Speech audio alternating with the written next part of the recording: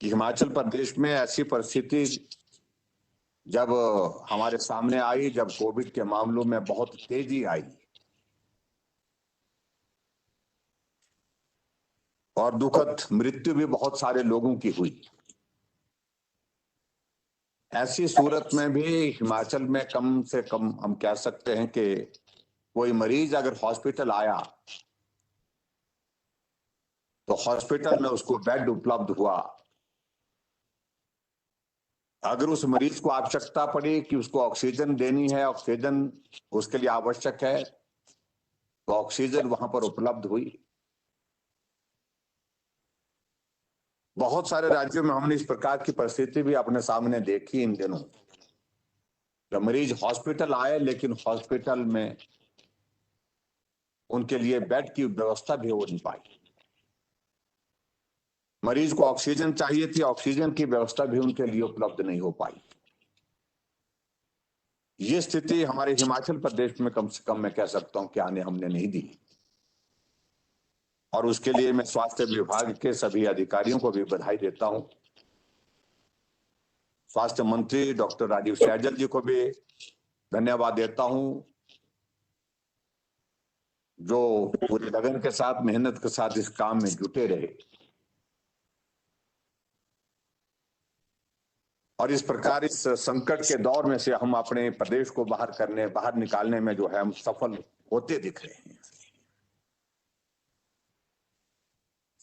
Doctor Rajiv Saizal जी ने ठीक बात कही कि दौर ऐसा आ गया था, ये सेकंड वेव का हमारे सामने, जब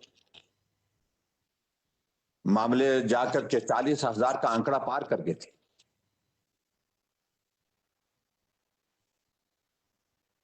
और हमने अधिकारियों के साथ जब बैठक की, हमने कहा कि हमको अपनी बेड कैपेसिटी बढ़ानी पड़ेगी, ये मालूम नहीं कहां तक चलता जाएगा।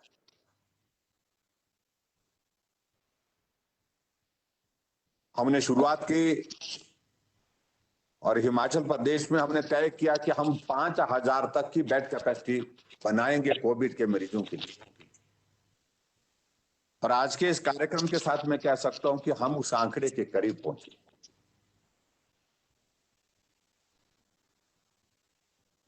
जहां हिमाचल प्रदेश में 1400-1500 बेड कैपेसिटी हमारे कोविड के मरीजों के लिए पहले थी, उस बेड कैपेसिटी को बढ़ा करके 5,000 तक हमने पहुंचाया। और हिमाचल प्रदेश में 57 कोविड के डेडिकेटेड जो है केंद्र जो है हमने स्थापित किए, जहां कोविड पेशेंट का ट्रीटमेंट चल रहा है।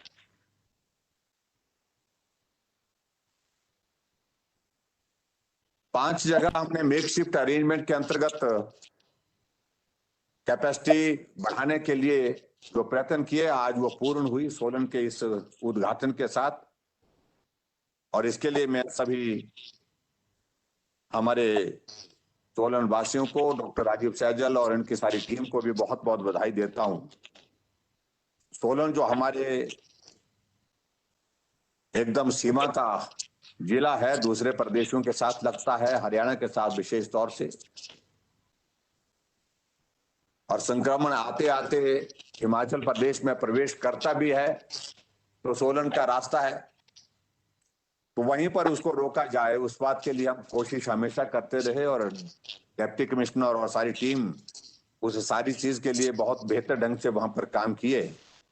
चाहे वो नालागढ़ में हमने जो हमारा कॉलेज है वहां पर व्यवस्था की, चाहे हमने काठा में की, चाहे MLU में की, और उसके साथ में अब जो ये मेकशिफ्ट अरेंजमेंट के अंतर्गत जो है सोलन में जो राधा स्वामी सत्संग का ये जो है पावन स्थल हमको उपलब्ध कराया गया, आज यहां पर की। बहुत सारे मित्र बहुत सारी बातों को कहते हैं, मैं उस बारे में जाना नहीं चाह रहा हूं। आप कल्पना कर सकते हैं कि जो आंकड़ा हमारा 40,000 से पार चला गया था एक्टिव केस का, आज वो 14,000 तक आ गया, 14,940 रह गया। इस बात का हमको खेद है कि बहुत सारे लोगों की दुखद मृत्यु इस बीच में हुई, वो आंकड़ा बढ़ा। लेकिन फिर भी उस आंकड़े के बारे में हम इतना जरूर कहना चाहेंगे कि वो स्थिति पूरे देश की है। आज भी पूरे देश भर में मामलों में कमी आई है, जहां जाकर के पूरे देश का आंकड़ा 3.5 लाख से ऊपर चला गया था एक वक्त, एक दिन का। आज वो आंकड़ा जाकर के 1.5 लाख के करीब पहुंच गया, 1.5 लाख से नीचे चला गया। लेकिन फिर भी हम इस बात को देख रहे हैं कि लोगों की दुखद मृत्यु का आंकड़ा अभी तक भी जो है वो लगभग उसी स्थिति में है। थोड़ा बहुत फर्क है, लेकिन मृत्यु का आंकड़ा अभी भी बड़ा है। हिमाचल छोटा प्रदेश है और इसलिए हमको लगता है कि यहाँ ये आंकड़ा हमारा 3111 का जो जिनकी दुखद मृत्यु हुई है, ये हमारे लिए बड़ा आंकड़ा है और पीड़ा देने वाला आंकड़ा है। और मैं उम्मीद करता हूं कि आने वाले समय में इस आंकड़े में भी कमी आएगी, ऐसा मुझे पूरा विश्वास है, पूरा भरोसा है।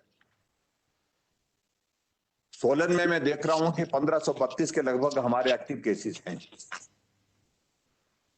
और व्यवस्था की दृष्टि से आज 200 बेड कैपेसिटी हमारी यहाँ पर सोलन में आज जहां आप लोग सब बैठे हैं राधा स्वामी सत्संग के इस पवित्र प्रांगण में,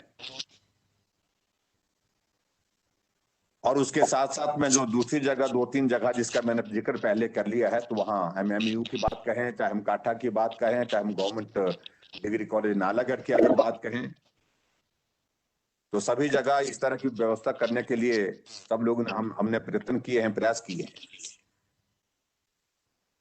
और मैं उम्मीद करता हूं कि अब आंकड़ा ये बहुत तेजी से नीचे भी आएगा।